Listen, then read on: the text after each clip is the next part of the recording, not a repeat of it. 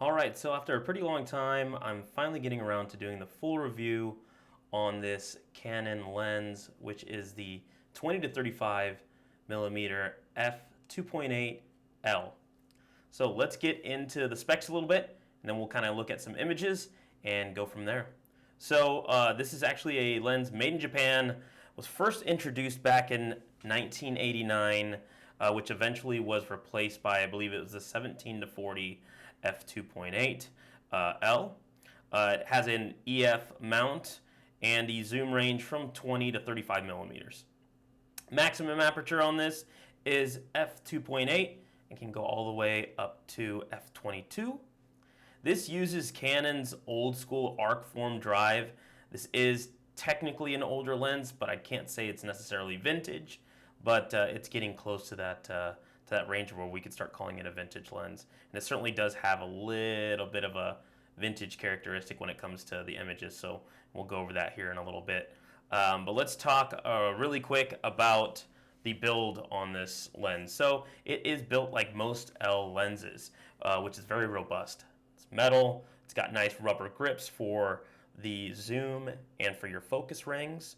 The actual zoom ring on this thing is fairly stiff.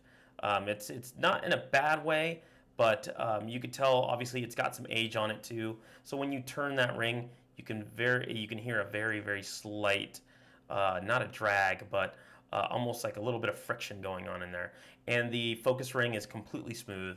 It's awesome. It is buttery smooth even for the age. So it weighs roughly about 550 grams, so it is a chunky lens, but that also adds into the feel of how robust it is. You know, I know people like saying, "Oh, it's built like a tank." Yeah, it's a pretty tough lens, but still, it's not like I would, you know, drive a nail into a wall with it or anything like that, or intentionally drop it. You still obviously want to take care of it, and it being an old lens, you know, they're not making these, so last thing you want to do is actually be ruining a piece of equipment like this. So aside from that, obviously it doesn't look like it is weather sealed. I did a little research on it, and it doesn't look like it is weather sealed. There's not a whole lot of reviews on this lens, thus the reason I wanted to put this together for people that are thinking of buying this lens. I actually wasn't necessarily looking for this lens and just came across it. I wanted a short telephoto zoom. Technically, I was looking for 2 primes. So I was doing more video work than photography, and I was going to get a 24 millimeter and a 30 millimeter. So I started thinking like, maybe I could get maybe a short zoom. There's an old school Tamron lens. It's an f2.8 also that is a 20 to 35. And then as I was looking through those Tamron lenses, because they were pretty cheap, they're roughly around $300. I came across this Canon lens, and of course, you know, it being an L, definitely sparked my interest for, you know, because I always used to shoot with Canon, and now obviously the camera I'm taking this with is a Fujifilm, but I have an adapter so that I could fit this lens onto it, and I still use my old Canon glass. So as soon as I saw that, I thought, let's give it a try, and it's actually fairly inexpensive, I would say, for an L lens. This particular lens, I bought it on eBay, of course, from Japan. It was $369 shipped to my house here in Iowa. And then I ended up having to buy the lens hood separate because it did not come with it, and that was like an extra 24 bucks. So let's say, you know, right under $400, which my budget at the time was actually $500 in order to get 2 primes, which I could have technically got some Rokinon manual lenses for that amount, or roughly right around 500 bucks. So to pick this up, I think it was a good buy. Now, that price can obviously vary depending on condition. The one that I found was a mint, like A++ condition, which I believe it. I mean, if you look at those images that I had up of the front element and the rear, it's extremely clean. Even the body of the lens itself is very clean. So this was a very well kept lens. So I think I got a pretty good deal on it. You can go onto eBay right now and still find them for roughly about, you know, $370. Obviously above 400 with the original hood and caps. So that's just something to consider. I still think it's a pretty good deal for the money.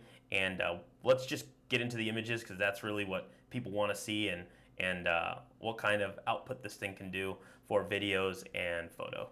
Quick reminder on these photos and videos.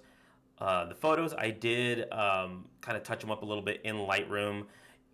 This lens suffers a lot from having a lot of chromatic aberration, which isn't too disturbing to me. I mean, I don't think it's that big a deal. I can usually take care of it in post, and when I do my editing on the picture, so that's not too big of a deal. Another thing that it suffers from quite a bit is flaring, which I'm going to put up some video here of the flaring, even with the lens hood on.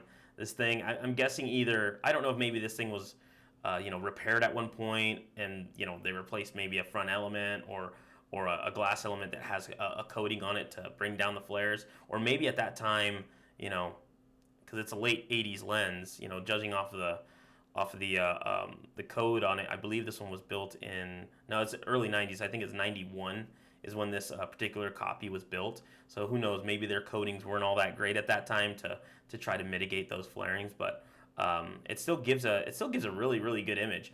I'm a big fan of the way that this lens is actually rendering the bokeh.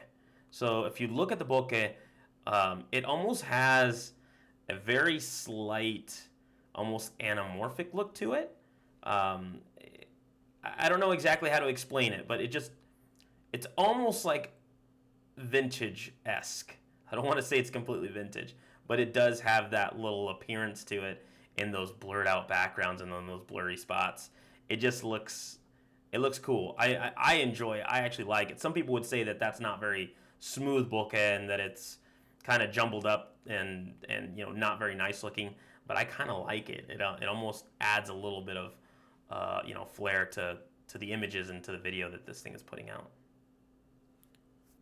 So my final thoughts. Should you buy this lens? Well, if you're looking for a lens that's very unique, has an awesome build quality, and is fairly cheap, then go ahead and get one. Right now, they're still under $400. I still think that's a very, very good buy for what you're getting when it comes to quality and then the image that this thing can put out. Yes, it's got its few drawbacks, the chromatic aberration, the ghosting and all the flaring, in bright lights. But hey, maybe you're looking for that unique look.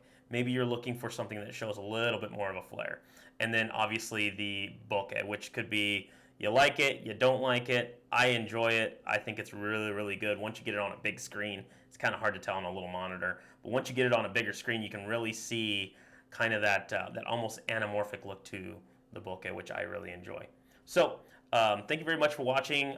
Quick heads up, I will be doing another lens review, and that's going to be for this baby right here, which is the Viltrox 56mm f1.4 that I got for the Fuji.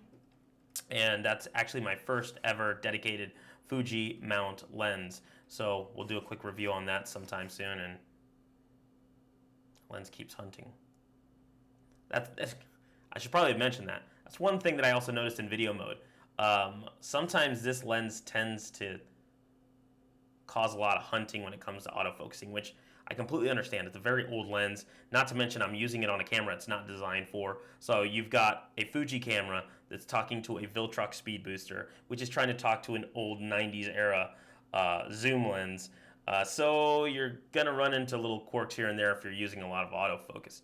But in manual mode, it's awesome. And then recently when I went out and was shooting with it, I had it in continuous autofocus, and it seemed to do really well. So like most of these videos that I actually posted up are actually running on continuous autofocus. So I'm just letting the camera do its thing and trying to find a focus point. So it's not that bad. Again, I think the pros outweigh the cons on this lens. So it's definitely worth a look at. And again, thank you guys very much for watching. And we'll have another review coming up soon. Thanks.